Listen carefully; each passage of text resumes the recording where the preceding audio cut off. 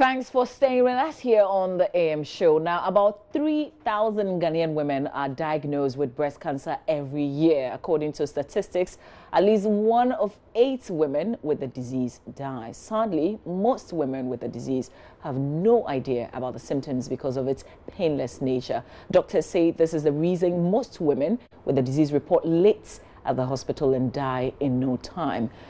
Did you know that breast cancer can also affect men? Well, JoyNews' Seth Kwame Boateng in this latest documentary catalogs the painful stories of women and men who have lost their breasts through breast cancer and those on the touchline of death.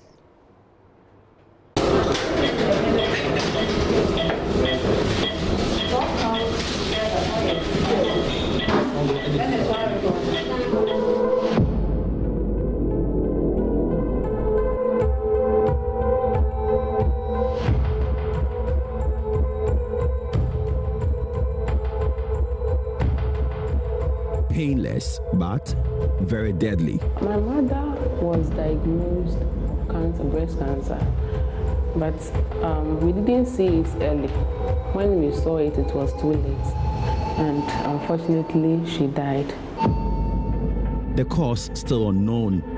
We know it comes about as a result of an abnormal growth of cells in the breast. And as to what causes that, we are not 100% sure. Doctors are not sure when the solution will ever be found. First and foremost, I must say for the record that breast cancer will rise.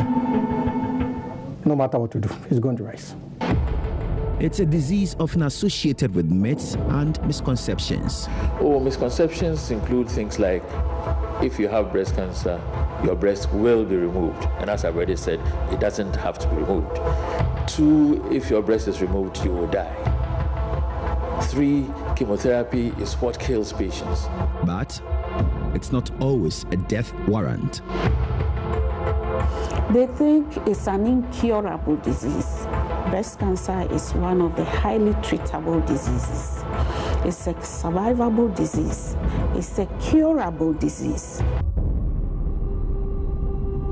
My name is Seth Kwame Boateng, and in this documentary, I talk science, exploring the painful reality of how abnormal blood cells invade the milk-producing glands of women, causing breast cancers. It's a disease snuffing out the lives of both men and women. We will tell you why you must care.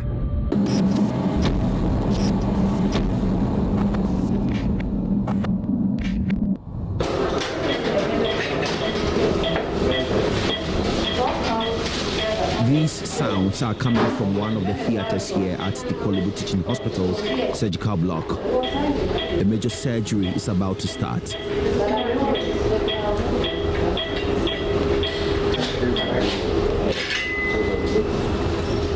Peeping through the window glass from the corridor here, I see a group of surgeons and nurses sorting out their surgical tools needed for the operation. The anesthetists are cautiously regulating the anesthetic machine to ensure the right concentrations of medicine are used.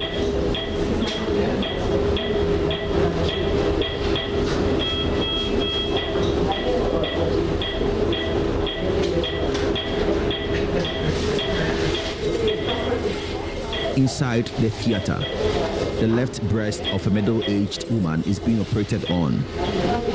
It's cancerous, and the surgeons say the breast must be removed to save the life of the 54-year-old.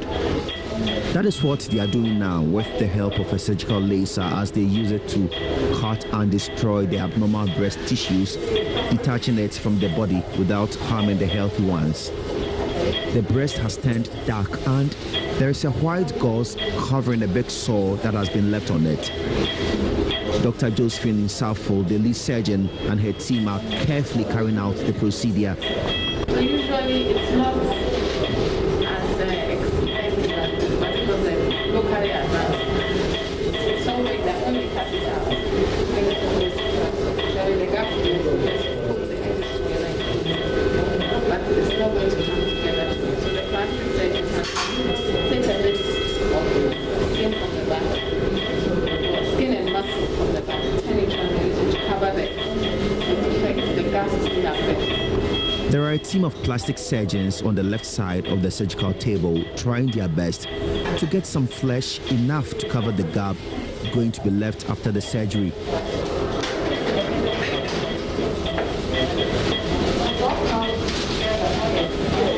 After about an hour, the procedure is almost complete and a nurse takes the severed breast in a silver bowl.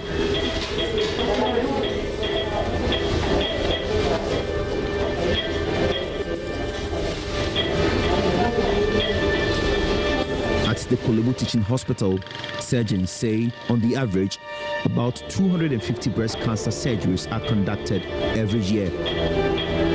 Dr. Josephine Safford, who led the surgery a while ago, says there are many reasons for embarking on some of these procedures. It's when it's late and it has spread and then all the problems come. So apart from curing, surgically speaking, makes a difference. A lot of times, not all the times, but a lot of times, if the patient has a small lump, when I say small, I'm talking 2-3 centimeters. If you're lucky, 4 centimeters. When it's a small lump, we can actually remove the cancerous lump and leave the whole breast behind. But once the lump is more than 5 centimeters or so, we may have to remove the whole breast.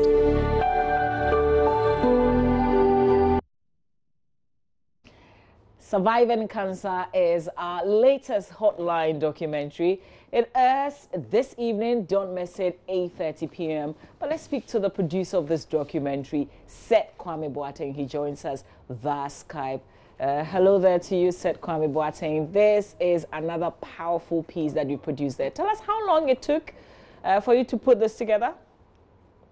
Well, good morning. And it took me about 3 months to do this. I had to travel across Ghana to get this done. And I'm happy we are showing it the day or the month that we are making sure that every woman goes to hospital to examine their breast to see if they have it or not. And what shocked me going around was that most people, especially women, thought that they should feel some pains in their breast before they report. Breast cancer is not painful when it starts. It's not painful. So most people would wait until they see something, they will not go to hospital. But when it starts paining you, you feel some pains, then it means it has reached a point that they would have to cut off your breast, or you're almost dying. That's what shocked me.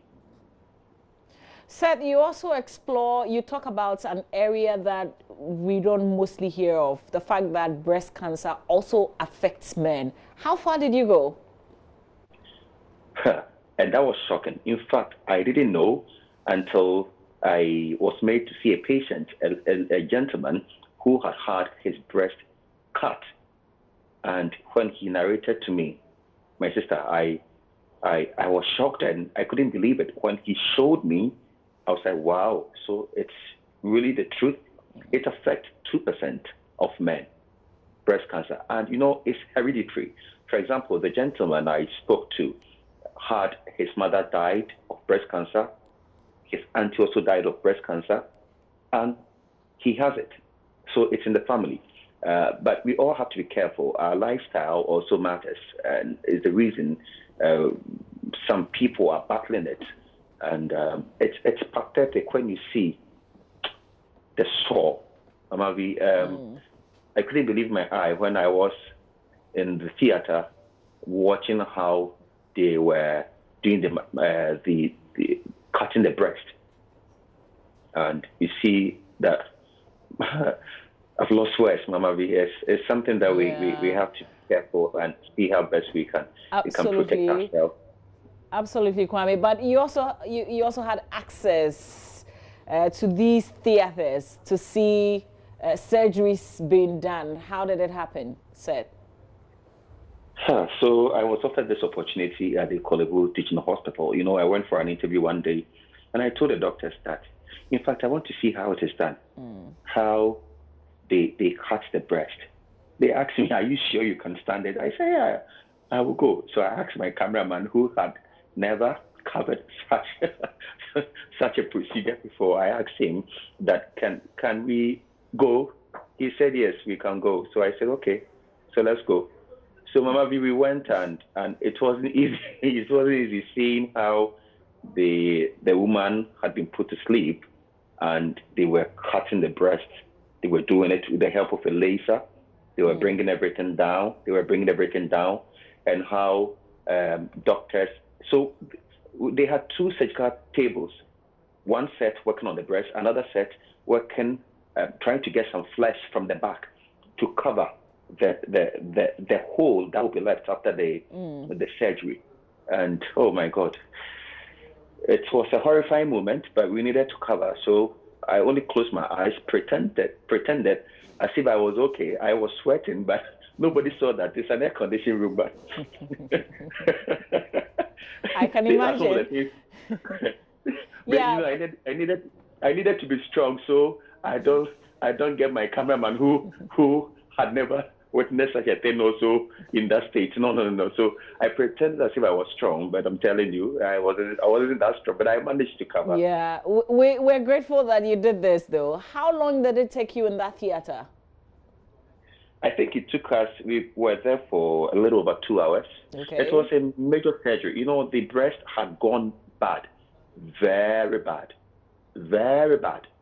And they needed to use all their tactics, their knowledge and everything to make sure that they had taken everything out. So it was a major, I told you that there are two surgical tables, one working at the back to get some flesh to replace where the mastectomy was happening, and another team working on the breast itself.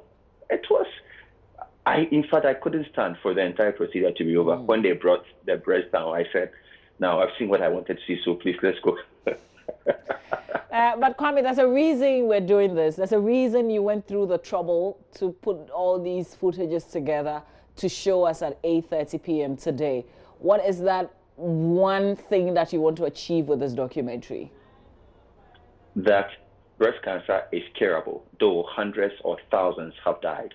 It's curable, it's treatable when detected early. So what I want all of us to know is that when you see it early and you go to hospital, you don't wait to feel some pains before you see a doctor. Periodically go to hospital, do your screening. You understand? And especially if there was somebody in your family who had it, there are chances that you may also get it. So it's better you start screening early so you don't find yourself in any trouble. One lady you saw in the short video that you played, her mother died, and after a month or so, she also felt there was something in her breast. Her mother died of breast cancer. She also felt there was something in her breast. Yeah, she went to hospital and she was told it was too late. But they could save her life. She's only 28 years. They could save her life by cutting her breast. That's so sad. So if she knew and had gone to hospital early and it had been detected early, they could have saved the breast. So what doctors are telling us that they can save the breast. Just come early. Come and get screened so that if they see something wrong, they can fix it for you. Yeah. I was going to ask, so what decision what did she arrive at? Did she go ahead with it? But I want to hold on to it, so don't answer the question yet, because I want everybody to watch it at 8:30 p.m. We'll find out what happened next.